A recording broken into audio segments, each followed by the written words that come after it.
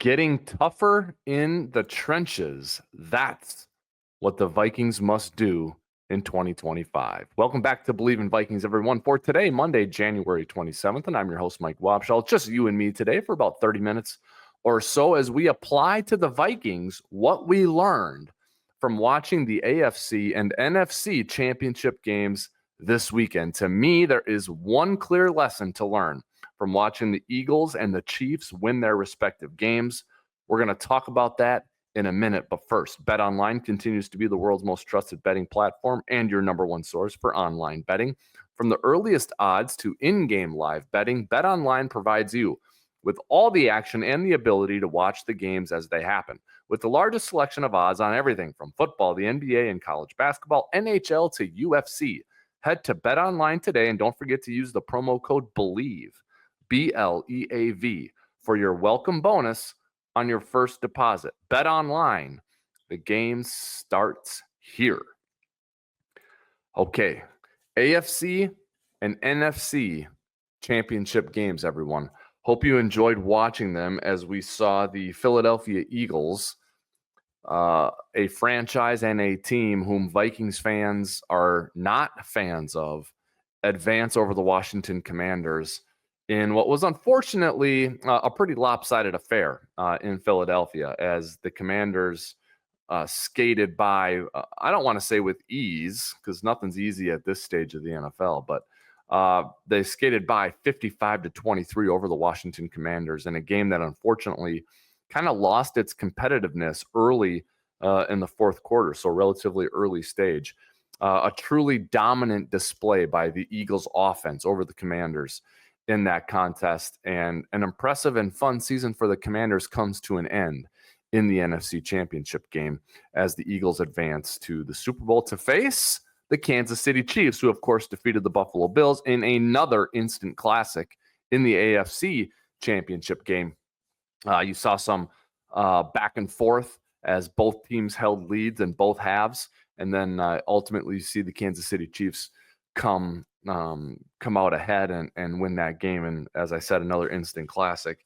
The Bills had the ball and were driving late in the game with a chance to tie it or maybe even take the lead, but the Chiefs defense rises to the occasion, gets a stop, and now Kansas City advances to the Super Bowl. It'll be the Eagles and the Chiefs in Super Bowl 59, and we'll touch on that a little bit later in this show. But I thought we could take a look at one lesson I took from watching both of those games, because it's the same lesson, and then apply it to the Minnesota Vikings here in the early stages of the 2025 offseason to see how we can help the Vikings take that next step, get them over the top, and maybe see the Vikings back in a conference championship game trying to get to a Super Bowl. And to me, as I mentioned at the top of the show, the very, very obvious thing to me that both the Eagles and the Chiefs are good at is their performance, their personnel, their scheme, and their outcomes with the offensive line and the defensive line in the trenches.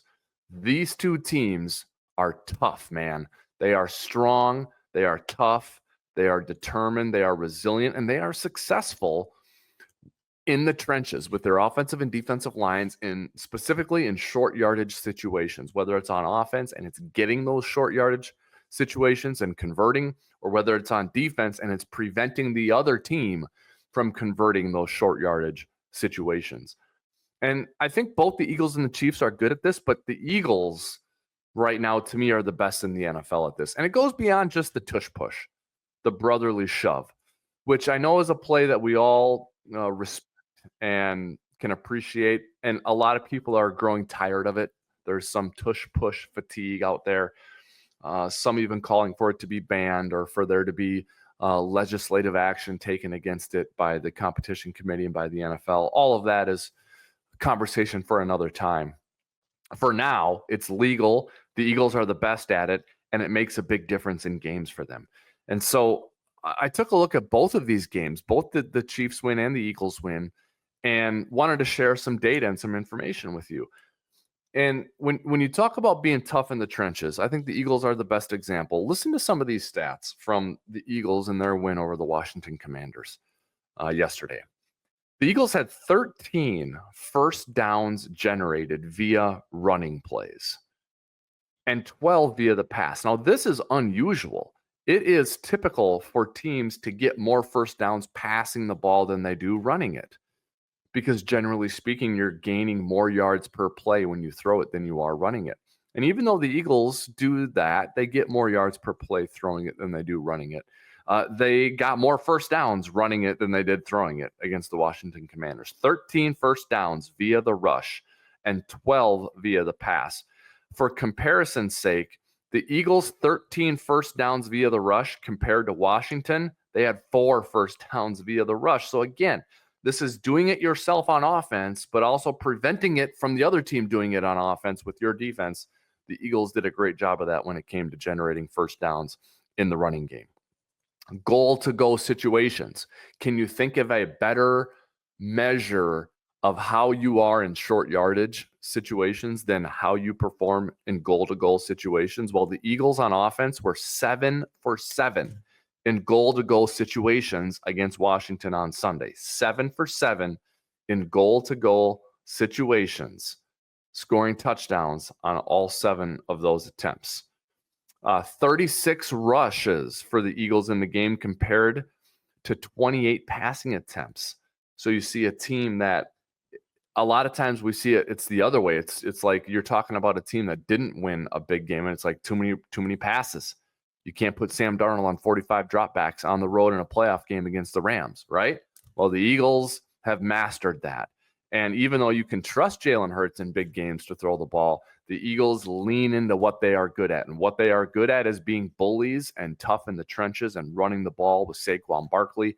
And they did that. Again, their run-to-pass ratio, 36 to 28. Only 2 sacks allowed for the Eagles, another sign of performance in the trenches. And then lastly, 6.4 yards per carry for the Eagles running game. Now, I know that's skewed with the long run by Saquon Barkley on the Eagles' first play from scrimmage, a 60-yarder.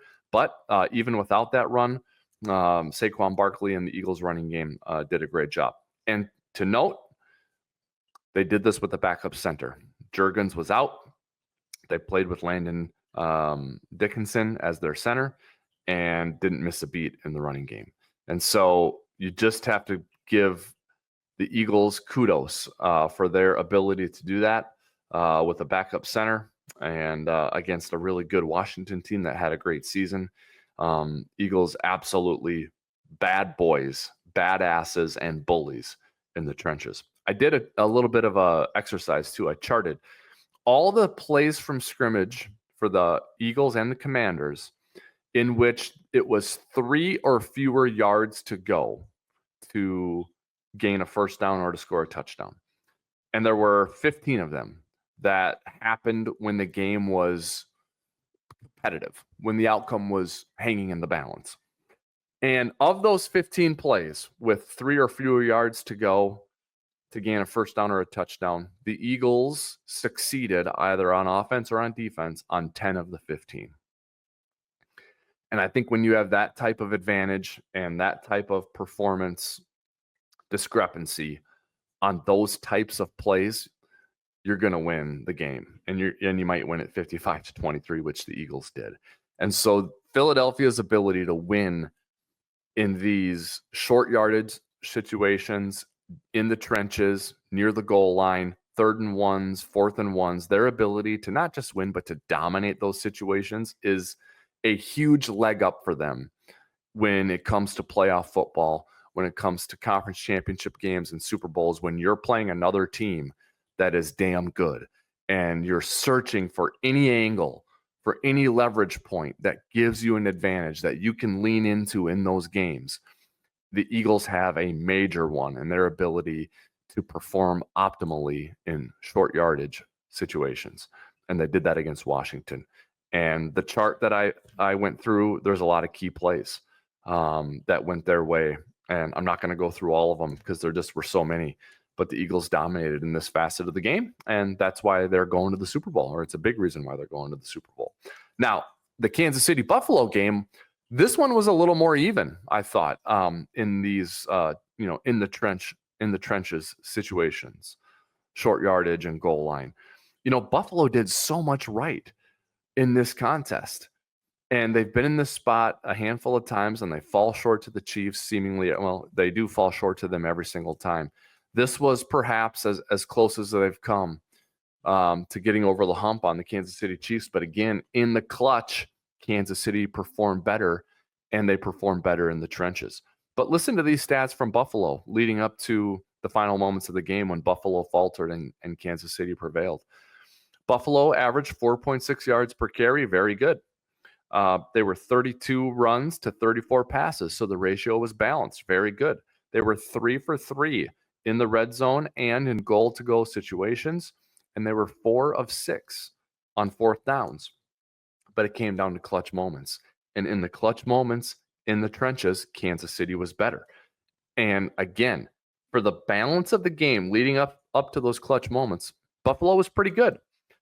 On their first drive, which resulted, or their first scoring drive, which was, I believe, their second drive of the game, it resulted in a field goal. They converted 3rd and 3 and 3rd and 1, which led to, I believe it was a 55-yard field goal by Tyler Bass. On their next drive, they converted a 2nd and 1 and got a goal-to-go touchdown to go up 10-7. James Cook scored the touchdown. Later on, they converted a 2nd and 1 and then scored a touchdown a few plays after that. To creep to 21-16. They went for 2 and missed it. So it remained 21-16. Then later, 2 4th and 1 conversions to score another touchdown and to take the lead, 22-21. Went for 2 and missed the 2-point conversion. And then early in the fourth quarter, in a clutch moment, there was a big sequence. The Bills could not convert. On a 3rd and 3, they had a 2-yard gain. Dalton Kincaid with a reception, couldn't get the first down. And then on 4th and 1, it was a Josh Allen quarterback sneak that the Chiefs stopped. There was a controversial moment on a spot by the officials that went the Chiefs' way, and the Bills could not convert. They turn it over on downs to the Chiefs, and what did the Chiefs do? A few minutes later, they go down and they score a touchdown, and then they go for 2 because the touchdown put them up 5, so they go for 2 and they convert, and they take a 29-22 lead. Now, later on in the fourth quarter, the Bills did convert a 4th and goal from the 4 to score a touchdown to creep to within 3. And ultimately they fall short. But these clutch moments in short areas in the fourth quarter, the Chiefs were just better. Early in the fourth quarter, the Bills could not convert that 3rd and 3, and then the sneak with Josh Allen on 4th and 1 could not convert it. The Chiefs turned that into a touchdown of their own. And then twice the Bills had to chose to go for 2 after touchdowns, and they were 0 for 2 on those. The Chiefs did it one time. They converted. And those hidden points, along with the performance in the trenches and clutch moments, that was the difference for the Kansas City Chiefs. And when you get to this level of play, when you get to this stage in the season, it's just those little things that make a big difference. And the Chiefs are so damn good at it. With Andy Reid, with Patrick Mahomes, Travis Kelce, defensive coordinator Steve Spagnuolo, these guys are veterans of these moments. And they do not flinch ever when it comes time to perform. I don't think Josh Allen flinches either, but there are not enough Josh Allen type personalities and players for the Bills to take the Chiefs down in those moments, at least not yet. So how can we spin this forward to the Minnesota Vikings? That's the question of the day, right? The lesson is to be tougher in the trenches, spinning it forward to the Minnesota Vikings. This is a crucial part of what should be their offseason plan, in my opinion. Think of it this way. The Philadelphia Eagles in the conference championship game against the Washington Commanders.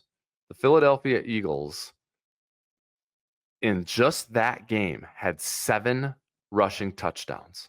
Saquon Barkley had 3, Jalen Hurts had 3, and then Will Shipley had 1. 7 rushing touchdowns for the Eagles in this one game against the Commanders. The Minnesota Vikings had 9 rushing touchdowns in the entire 2024 season, and they only had 7 in the 2023 season. So when it comes to difference-making plays in the running game, as impressive as Kevin O'Connell, Sam Darnold, Kirk Cousins, Justin Jefferson have been offensively for the Vikings in recent seasons, the Vikings are lacking in the rushing game. And I know this is a passing league. This is a quarterback-driven league. But in clutch moments, in cold weather games, in the playoffs, against really good defenses, you need to be able to run the ball when the game calls for it. The Vikings have not demonstrated the ability to do that consistently. The stats bear it out, and then the results of seasons bears it out. And the teams that can do that end up going to conference championship games and Super Bowls, and that's what the Eagles are doing. The Eagles can do that. The Vikings have not been able to do it. So how do you get better at that? It's a personnel thing, and it's a strategy, scheme, coaching thing. Let's start with personnel. Yes, the Eagles have Saquon Barkley. I get it. And there's not a Saquon Barkley available in every offseason. But the Eagles have been good at this even before Saquon Barkley was there. And so you do need to have a good running back. It doesn't have to be a superstar like Saquon Barkley. The Eagles did it with DeAndre Swift, right? I think when Kenneth Gainwell gets in there to give Saquon Barkley a breather, he looks good. The Eagles have the ability to plug and play a lot of different types of running backs in there because of their scheme and because of their offensive line. So, yeah, it'd be great to go and get it back. It's hard for me to see Aaron Jones being the linchpin in something like this. I think he can be a part of it. I think he can be a 1A or a 1B to someone else's 1A, or you get a 1B in there to spell Aaron Jones or to complement Aaron Jones. I think maybe Jones can be a part of it, but I think you have to think long and hard about retaining Jones or not, and whether you can envision yourself operating in this way, being bullies and being tough in the trenches and running the ball through the teeth of a really good defense in a playoff game with Aaron Jones. Think about that and look at it and determine if you can or not. If you decide that you want to go the route with Aaron Jones, then it's very important that you get a bruiser as your RB2.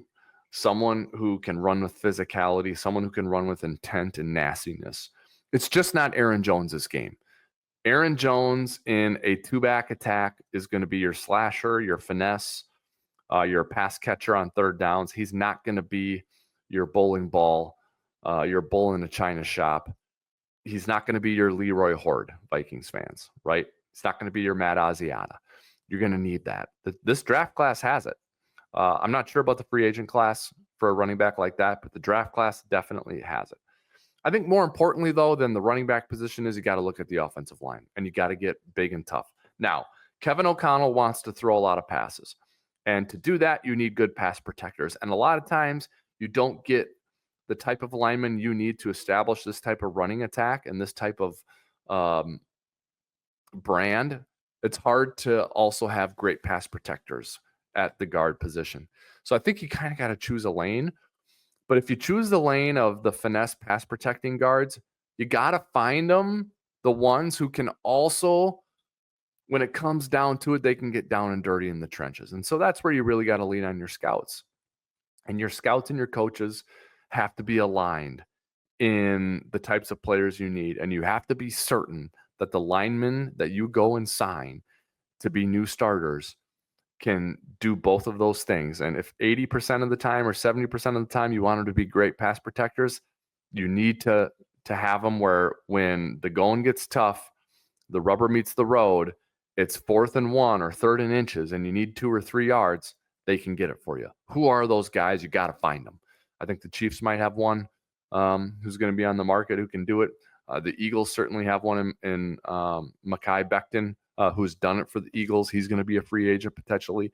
These are guys you have to look at. The Vikings have the cap space to go after them and get them. They should be able to go and get at least one, if not two, of their favorite 3 or 4 offensive linemen in this class and go and get them with the cap space they have, and they got to do it. And then they got to make sure they get it right at running back. If it's Aaron Jones, it's got to be another really good player. If it's not Aaron Jones, then you probably got to use both free agency and the draft to replenish the running back position. So it's a personnel thing, both offensive linemen and improvement at the running back position. Now, from a schematic and a philosophical standpoint, the Vikings have averaged 4 yards and 4.1 yards per carry in the last 2 seasons, which is barely good enough. In fact, I'd say it's not good enough. And They don't have great run blockers. They aren't tough in the trenches, and they don't have running backs who can get tough yards. And I think that has dissuaded Kevin O'Connell from employing a philosophy and having a determination to be tough in the trenches and to establish the run and have a physical running game that they can lean on and that they can pound defenses with. And one stat I think that illustrates this is fourth down attempts. The Vikings attempted the fewest fourth downs in the NFL this season, just 13, yet they faced the most fourth down attempts in the NFL at 35. That's quite a discrepancy. And so I'm not saying you want to be cavalier and go for it on fourth down, just to go for it on fourth down. I think that, like the Detroit Lions and how often they go for it on fourth down, is not because Dan Campbell is cavalier and careless. It's because he knows his offensive line is badass. He knows his running backs are tough and can get tough yards, and so he's not afraid to do it. And so I don't blame Kevin O'Connell for having not done it this past year, because I don't think he had the personnel to do it. But there's no excuses going forward. You have to get the personnel to do it. You've seen too many teams do it well. Philadelphia is doing it. Detroit's doing it in your own division. Philadelphia has been the class of your conference the last 3 years. They're doing it. San Francisco, also the class of the conference before this season for the last few years. That's how they operate on offense. It's clear as a bell. It's clear as a bell. As much as you want to put your young quarterback on 5 and 7 step drops, throw it to your awesome receivers, and deploy your really good, fundamentally sound passing schemes, as much as you want to and you can do that, you have to find a way to get tough and to get mean in the trenches, because you aren't that right now. And to get to where you want to go, there are times when you have to put that cloak on for a situation or two in a game. At key moments, you have to be able to do that. You don't have to be able to do it for the whole game like Philadelphia can, like San Francisco can, but you have to do it in situations. And in order to be able to do it in situations, you have to get the personnel to do it. And so that is my, I guess that is my request of the Vikings this offseason, is to find a way to do that, because I think if they do it, it'll pay dividends. Here's some good news too. I think the quarterback that the Vikings are going to start next season is J.J. McCarthy. And his play style kind of lends itself to this. I think he's got a big arm. I think he's accurate, and I think he can see things open up and throw the ball down the field and get it to Jefferson and Addison and Hockenson. But he's got mobility. He's got moxie and toughness. So I think he kind of fits in this sort of mentality where, like that. How about the last consequential play of the game for the Chiefs? You know, Andy Reid is not afraid to put Mahomes on a rollout and dump it off to a back in the flat, right? Because he knows Mahomes has enough mobility that he can tuck it and run it if he has to. Same thing with Jalen Hurts. Same thing with Josh Allen. J.J. McCarthy is not built physically maybe like those guys. He's got a little more of a slighter frame, but he's got the mindset and he's got the feet to do it. And so I think this all kind of jives with the quarterback. The other thing, too, from a personnel standpoint, I think the Vikings should give consideration to making sure they like their tight end group from a run blocking and a versatility standpoint, because I'd love to see more 12 and 22 personnel for the Vikings. I think that will allow them to author that more physical brand of football.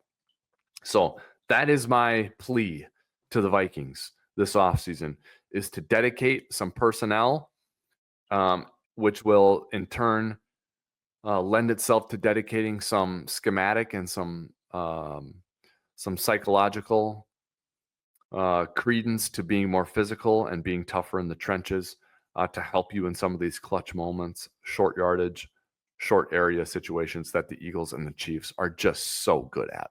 I think the Vikings could generate some improvement in those areas, and I think it would pay dividends for them, especially in this division in the NFC North, where teams like the Detroit Lions and Green Bay Packers understand this concept and are good in these areas themselves.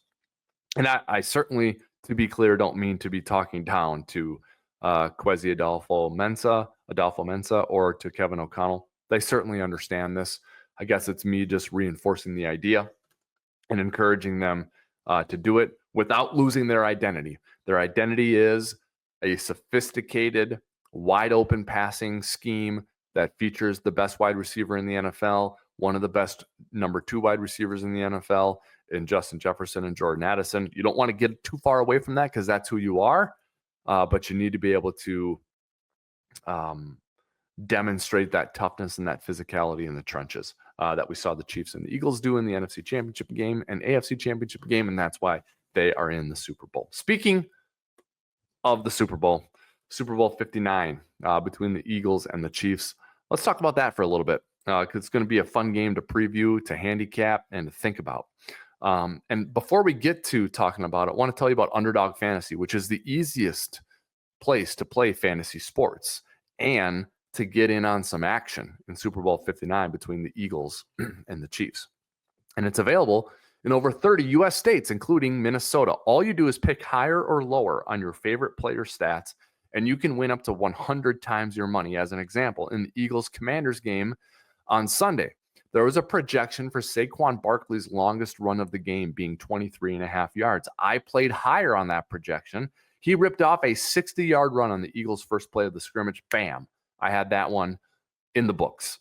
Underdog makes watching sports so much more fun because you might not have had a horse in the race in that NFC Championship game because you're a Vikings fan and it's Eagles and Commanders, but you can go to Underdog Fantasy and get in on some of this action, and it makes watching the games that much more fun. Sign up is a breeze. Here's how you do it.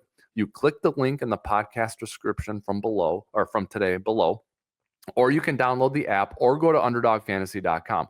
Use the promo code Bleav Vikings for a free play and a chance to win $1,000 bonus cash. Again, the code Bleav Vikings, BLEAV Vikings, for a free play and a chance to win $1,000 bonus cash. Underdog Fantasy. It makes watching sports so much more fun. All right, the Super Bowl is going to be fun. Now, I know there's some Kansas City fatigue and some Kansas City Philadelphia Eagles fatigue out there. I would encourage you to get through that, okay? Psychologically, work yourself through that because you got to come out of that funk because this is a good matchup in the Super Bowl.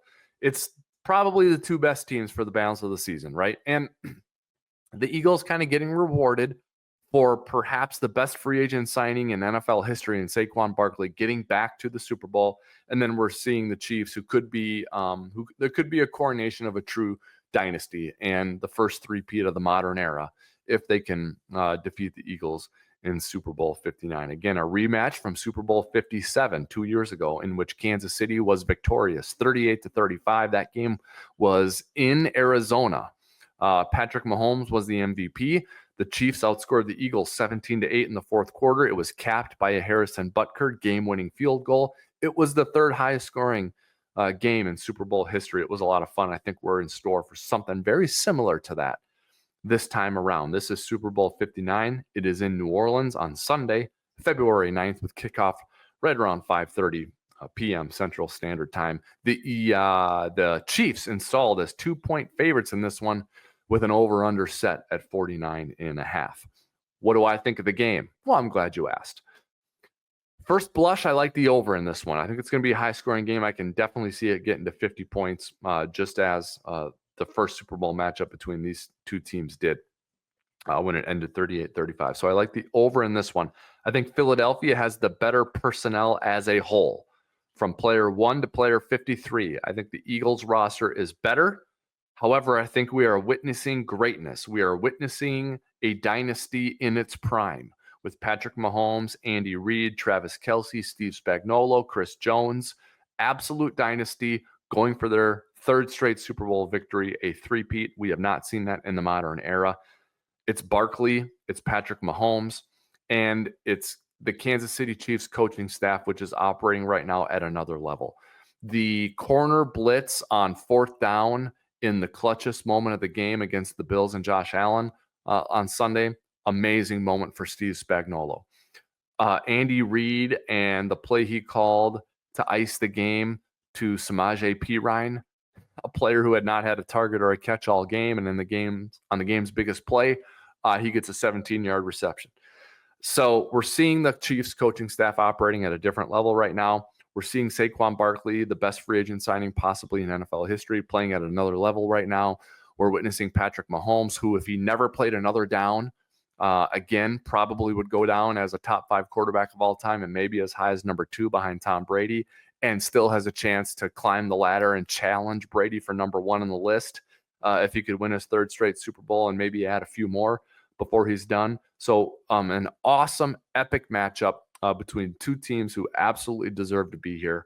Cannot wait to watch this game and cannot wait to preview this game and talk about this game for the next week plus with all of you. Excited to get some guests on the program here. Maybe we'll get Bryant McKinney a couple of times before the Super Bowl, Anthony Harris, and maybe some other special guests as well. So excited to talk about it, excited for the game, and we're going to do it all right here on Bleav in Vikings, and we'll have you along for the ride as well. Want to thank you all for watching, for listening. Please like, follow, and subscribe to Bleav in Vikings if you aren't already.